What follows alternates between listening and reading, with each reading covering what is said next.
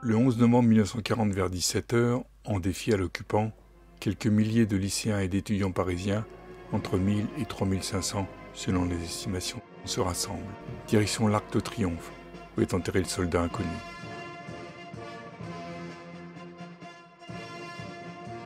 La manifestation au cri de « Vive la France » et au son de la Marseillaise se déroule notamment sous l'impulsion des lycéens et étudiants communistes qui protestent contre l'arrestation quelques jours plus tôt de Paul Langevin, professeur au Collège de France, qui ne cachait pas ses opinions antifascistes. La manifestation est violemment réprimée. L'armée allemande et les SS interviennent pour disperser les manifestants sur les Champs-Élysées. Une centaine d'entre eux sont arrêtés et emprisonnés, beaucoup sont blessés. Le 21 août 1941, l'OS, l'organisation spéciale, branche armée de la résistance communiste, abattait pour la première fois en France un officier allemand au métro Barbès-Rochechouart. Ce fut le début de la lutte armée menée par le Parti communiste français contre l'occupant, en particulier contre les officiers allemands.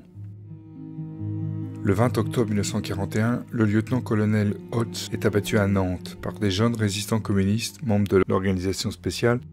Ces jeunes communistes étaient Gilbert Brüchlein, Marcel Bourdarias, 17 ans, Spartaco Guisco, ancien des brigades internationales. L'organisation spéciale avait été mise en place en octobre 1940 sur la base des anciens membres des brigades internationales en Espagne. L'objectif de cette organisation spéciale était les sabotages, les vols d'explosifs et les exécutions ciblées de militaires allemands. L'organisation spéciale deviendra par la suite les FTP, Front Terreur Partisans, composante majoritaire du mouvement de la résistance en France. La réplique allemande fut de fusiller 48 otages à Châteaubriand, pour faire peur à la population et tenter de discréditer en vain le mouvement de résistance. Français, contre des officiers de l'armée d'occupation, des coups de feu ont été tirés. 50 Français ont ce matin payé de leur vie ces crimes sans nom. 50 autres seront fusillés demain si les coupables ne sont pas découverts. Les Allemands ont installé un fusil mitrailleur au milieu de la cour.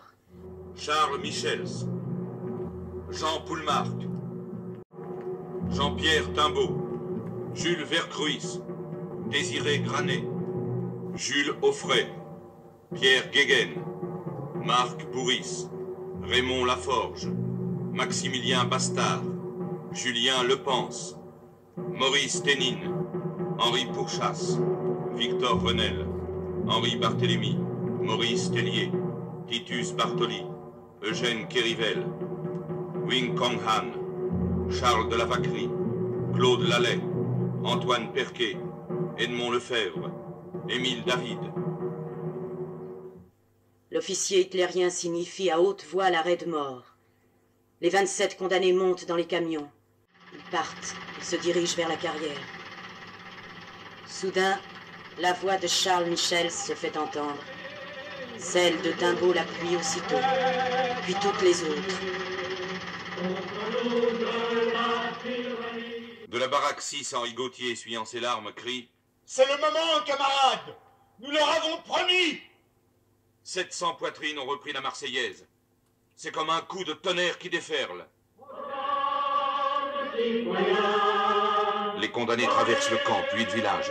Ils continuent à chanter la Marseillaise jusqu'à la carrière de la Sablière, où seule la dernière salve éteindra définitivement leur voix.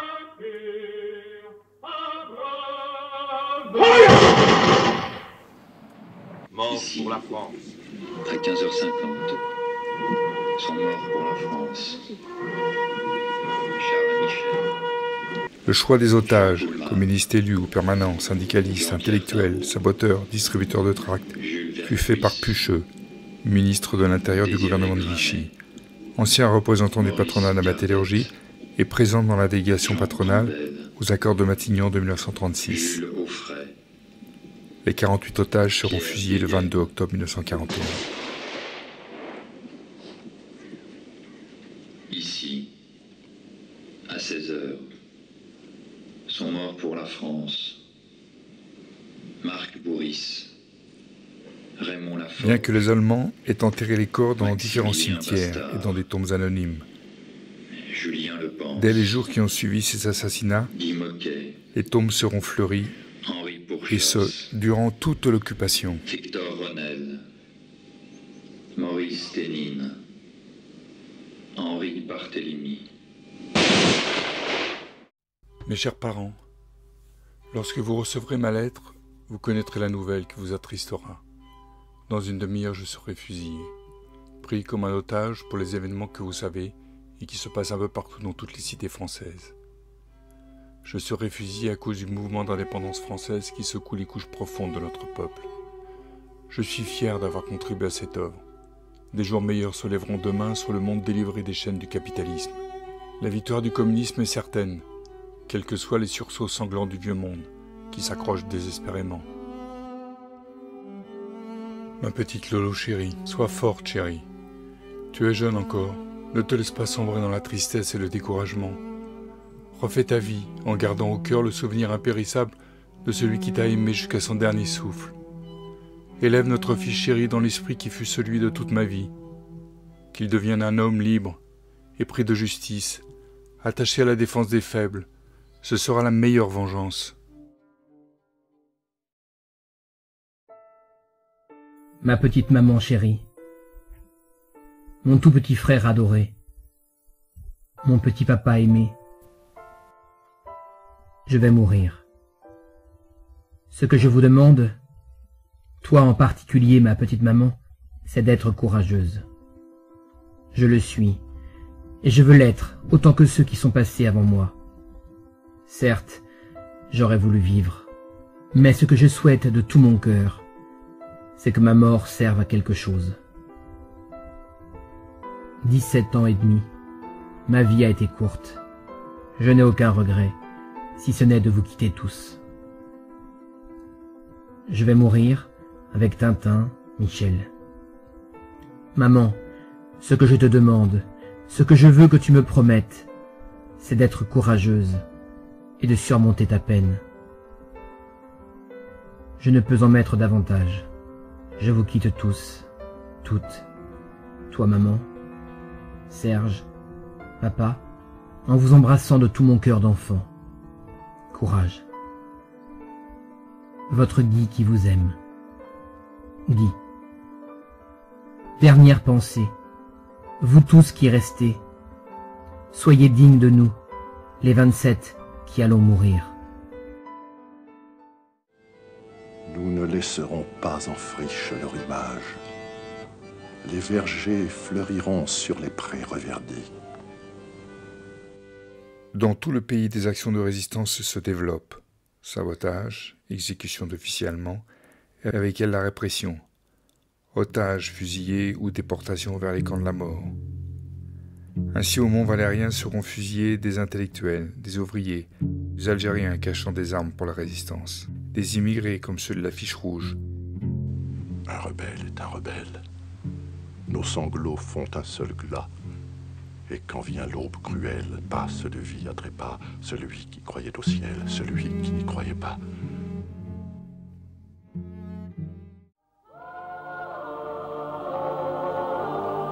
Vous n'avez réclamé la gloire, ni les larmes, ni l'orgue, ni la prière aux agonisants.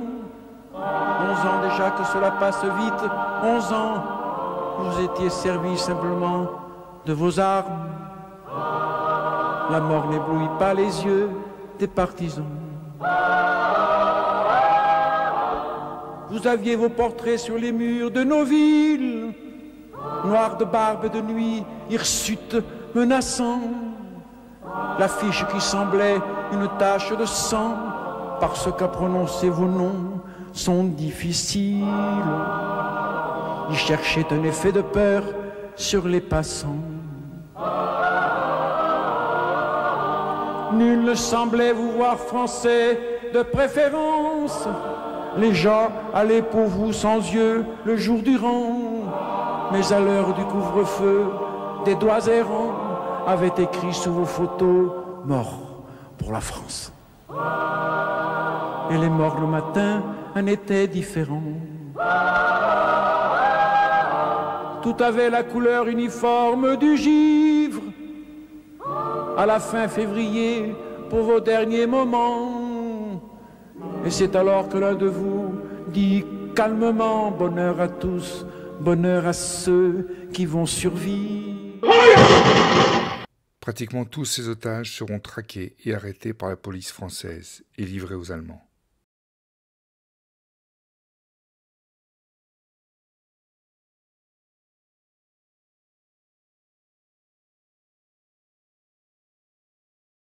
Sur mes cahiers d'écolier, sur mon pupitre et les arbres, sur le sable, sur la neige, j'écris ton nom.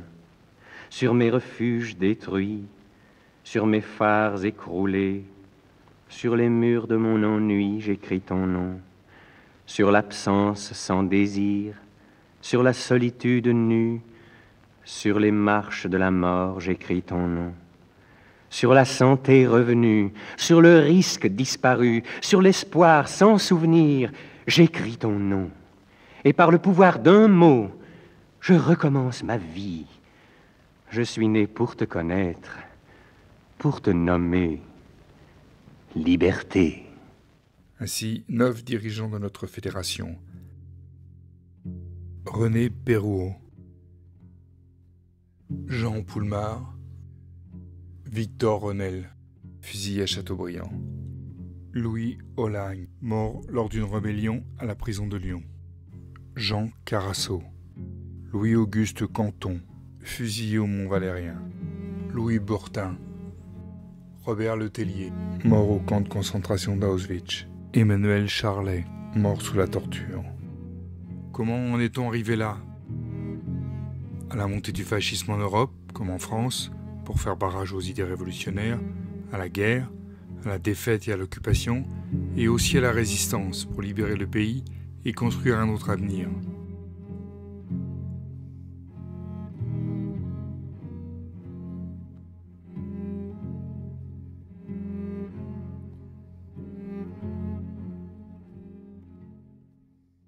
Si la guerre de 1914-1918 est avant tout une guerre impérialiste, on croit mourir par la patrie et on meurt pour les industriels, dira Anatole France. Son objectif est également de briser le mouvement ouvrier et ses conquêtes. Mais la révolution russe éclate en 1917.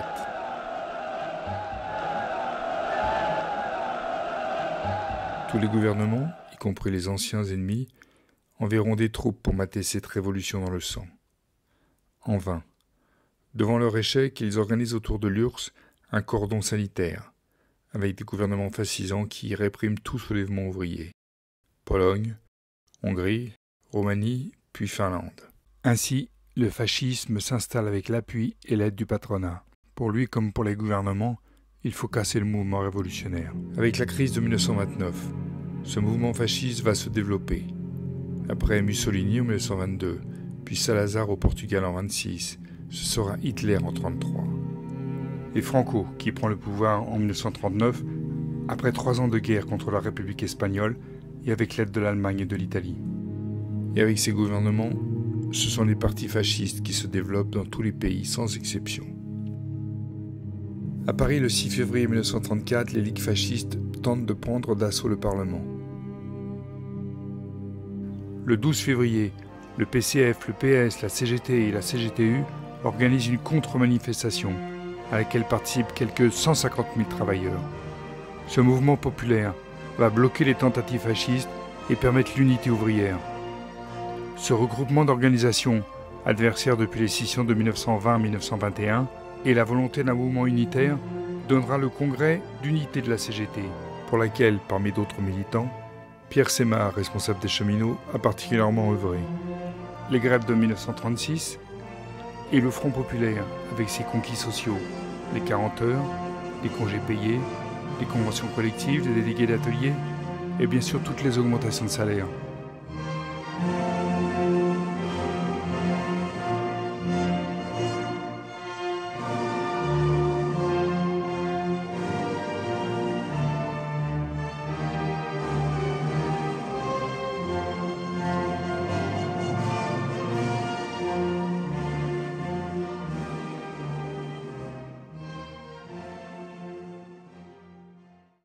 La social-démocratie renie pan par pan les revendications de 1936 et compose avec le capital.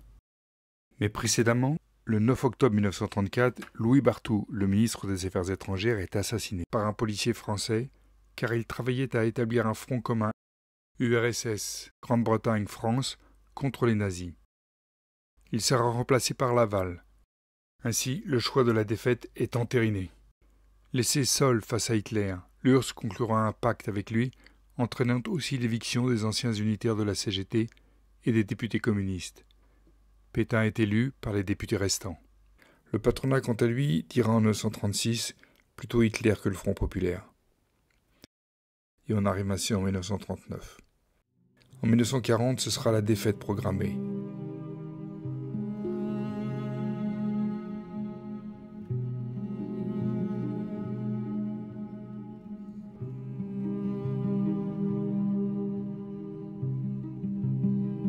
L'interdiction du Parti communiste français, la chasse aux militants unitaires, l'élection de Pétain par tous les députés sauf ceux du Parti communiste français. Et une fois le champ libre, la collaboration du gouvernement, du patronat avec les nazis commence. La résistance s'organise, principalement dans les rangs ouvriers. François Mauriac dira « Seule la classe ouvrière est restée dans sa masse, fidèle à la patrie profanée ». De Gaulle, depuis Londres, appelle les forces armées françaises à le rejoindre à Londres pour continuer le combat. En France, la veille du 18 juin 1940, Charles Tillon appelle l'ensemble du peuple français à résister par tous les moyens à l'occupant. Peuple des usines, des champs, des magasins, des bureaux, commerçants, artisans et intellectuels, soldats, marins, aviateurs encore sous les armes, unissez-vous dans l'action. Frachon et Duclos, entrés dans la clandestinité, appellent eux aussi à la résistance contre l'occupant. Benoît Frachon va œuvrer à la réunification des deux CGT, qui sera effective en 1943 au Péreux. Il organise l'action syndicale dans les entreprises, contribue à fédérer les différents mouvements de résistance d'obédience communiste au sein des FTP, francs-tireurs et partisans. Leurs actions, sabotage, renseignement, lutte armée, maquis, grève.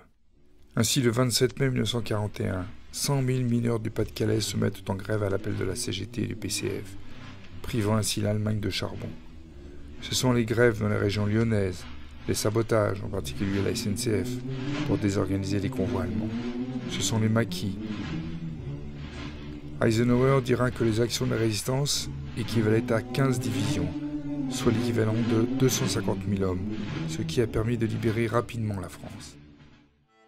Je suis le veilleur du pont au change, et je vous salue au seuil du jour promis, vous tous, camarades de la rue de Flandre à la poterne des Peupliers, du point du jour à la porte dorée. Je vous salue, vous qui dormez après le dur travail clandestin. Imprimeurs, porteurs de bombes, déboulonneurs de rails, incendiaires, distributeurs de tracts, contrebandiers, porteurs de messages. Je vous salue, vous tous qui résistez. Enfants de 20 ans au sourire de source, vieillards plus chenus que les ponts, hommes robustes, images des saisons. Je vous salue au seuil du nouveau matin. La résistance est unifiée par Jean Moulin, par la création du CNR, Conseil national de la résistance. Elle a 3 objectifs principaux. Premièrement, la libération. Deuxièmement, l'épuration, par l'extirpation de tous les collabos de l'appareil d'État et des directions d'entreprise. Troisièmement, la reconstruction, par la mise en place d'une république sociale. Puis mettre en place une démocratie sociale avec les nationalisations des banques et des secteurs clés. La mise en place de la sécurité sociale, le statut des fonctionnaires. Réforme toujours là, 75 ans après, malgré toutes les attaques du patronat et des gouvernements. Doit-on rappeler que De Gaulle n'a pas voulu l'épuration de 1945, sauf quelques fusillés pour l'exemple. Que les régimes fascistes de Franco et Salazar en Espagne et au Portugal ont continué tranquillement à exister. Et aujourd'hui. En 1940, ce sont beaucoup de jeunes qui sont entrés en résistance. Le pays avait connu la crise économique des années 30 avec chômage, salaire en baisse, montée du fascisme, du populisme, dirait-on aujourd'hui. L'unité, les grèves de 1936, le Front populaire, puis la défaite organisée par la droite et le patronat. Aujourd'hui, où en sommes-nous? La crise économique dure depuis des décennies, avec son corollaire de chômage, précarité, salaires en baisse, Covid, destruction de la planète, conséquence directe de l'écologie à la sauce capitaliste. Et bien sûr la montée du fascisme, du populisme, partout en Europe. Hongrie, Italie, France, Pologne, Autriche, Grèce. En France, la gauche est divisée, en manque de perspectives de changement de société. Mais les luttes existent, auxquelles des jeunes participent, contre la destruction du code du travail, contre la remise en cause des retraites.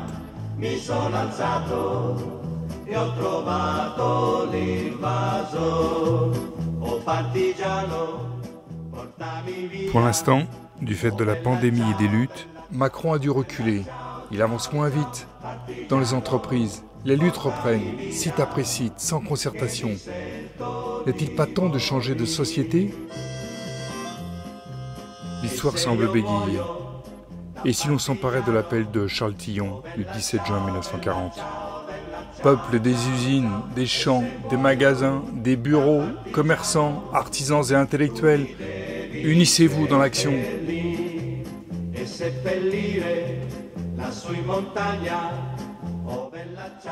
L'heure n'est plus aux pleurnicheries, à la passivité.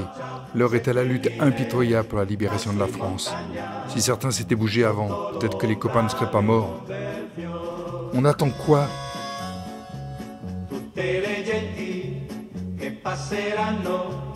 Oh bella ciao, ciao, ciao, ciao. E le genti che passeranno ti diranno che bel fior. E questo è il fiore del partigiano.